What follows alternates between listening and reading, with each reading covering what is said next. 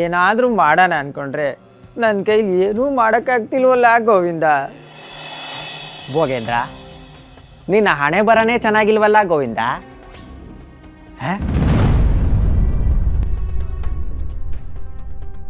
ಯಾರು ನೀನು?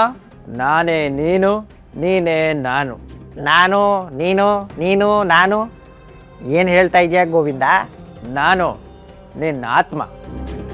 ಪ್ರತಿ ಸಲನೂ ಅವ್ರ ಮುಂದೆ ಸೋತು ಬಂದು ನಿಂತ್ಕೊಳ್ಳೋದಕ್ಕೆ ನಾಚಿಕೆ ಆಗೋದಿಲ್ಲ? ನಾಚಿಕೆ ಆಗದೆ ಇರುತ್ತಾ? ಈ ರೀತಿ ಶತ್ರು ಎದುರುಗಡೆ ಪದೇ ಪದೇ ಸೋಲ್ತಾ ಶತ್ರು ಪ್ರಬಲ ಆಗ್ತಾ ಇರೋದನ್ನ ನೋಡ್ತಾ ಇದ್ರೆ ನನ್ನ ಮೇಲೆ ನನಗೆ ನಾಚಿಕೆ ಏನು, ಅಸಹ್ಯ ಆಗ್ತಾ ಇದೆ.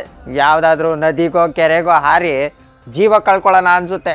ಆತ್ಮಹತ್ಯೆ ಮಹಾಪಾಪ, ಹೇಡಿತನ. ಈಸ್ಬೇಕು, ಇದ್ದು ಜಯಿಸ್ಬೇಕು. ಜಯಿಸೋದಕ್ಕೆ ಇನ್ನೇನು ಉಳಿದಿದೆ ಗೋವಿಂದ?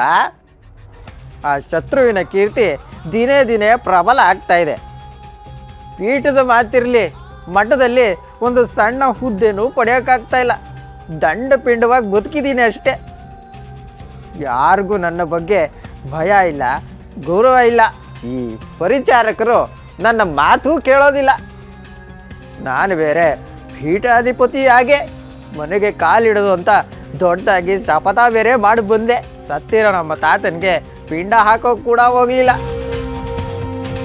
ನೀನು ಪೀಠ ಪಡೆದೇ ಹೋದರೆ ನಿಮ್ಮ ತಾತನ ಆತ್ಮಕ್ಕೆ ಶಾಂತಿ ಸಿಗುತ್ತಾ? ಆಹಾ, ಬದುಕಿರೋ ನಿಮ್ಮ ಅಪ್ಪನ ಆತ್ಮಕ್ಕೂ ಶಾಂತಿ ಸಿಗೋದಿಲ್ಲ. ನೀನು ದುರ್ಯೋಧನನಂತೆ ಬದುಕಬೇಕು. ಕೊನೆ ಉಸಿರು ಇರೋವರೆಗೂ ಹೋರಾಡಬೇಕು.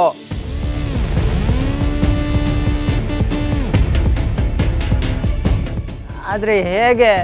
ನಾನು ಹೋರಾಡೋ ದಾರಿಯೆಲ್ಲ ಮುಚ್ಚಾಗಿದೆ ಗೋವಿಂದ. ಮೂರ್ಖ ಶಿಖಾಮಣಿ ನೀನು. ಗೋವಿಂದ ಗೋವಿಂದ ಅಂತ ಎಲ್ಲರೂ ಕಾಲೆಳೆದು ನೀನೇ ಗೋವಿಂದ ಆಗ್ತಾ ಇದೀಯ. ಕಾಯೋನಿಗೆ ಒಂದು ದಾರಿ ಆದರೆ ಕಳ್ಳನಿಗೆ 100 ದಾರಿ. ಆ ಜೋಡಿ ಪಂಡಿತರು ನಿನಗೆ ನೆನಪಿದಾರಾ?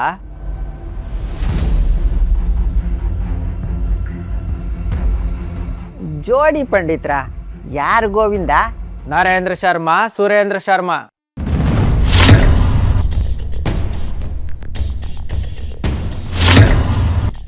ಆಹಾ, ನೆನಪಾಯ್ತು ಗೋವಿಂದ. ಮಹಾಪಂಡಿತರು ಅವರು. ಇದುವರೆಗೂ ಅವ್ರನ್ನ ಯಾರು ಸೋಲ್ಸೋಕೆ ಆಗಿಲ್ಲ. ಸೋತವರ ಸೊಕ್ಕು ಮುರಿದು ಅವರ ಬೊಕ್ಕಸನ ಬರಿದು ಮಾಡಿ ರಾಕ್ಷಸರಂತೆ ಮೆರಿತಾ ಇದ್ದಾರಲ್ಲ, ಅವರೇ ಅಲ್ವಾ ಗೋವಿಂದ? ಹೌದು, ಅವರೇ. ಅವರನ್ನು ಹುಡುಕು, ಮಠಕ್ಕೆ ಕರೆಸೋ. ಅವರ ಮಠಕ್ಕೆ ಬಂದರೆ ಗುರುಗಳ ಸೋಲು, ನಿನ್ನ ಗೆಲುವು. ಕಟ್ಟಿಟ್ಟ ಬುತ್ತಿ.